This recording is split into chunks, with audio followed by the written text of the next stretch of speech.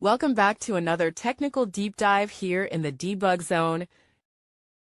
Today we're tackling a big question and breaking it down with insights from other users. Hopefully this clears up some misconceptions and helps you get the answer you need. So buckle up, stay a little curious, and let's jump right in.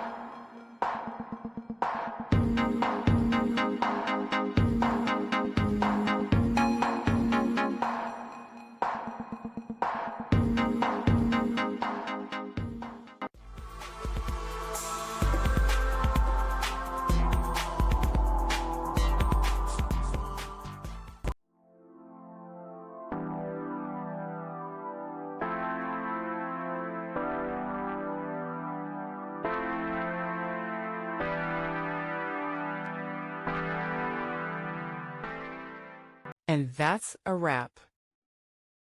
I hope you found the answer you were looking for. If you did, take a second to hit that subscribe button. It really helps out. And let me know in the comments which solution worked best for you. See you next time in the debug zone.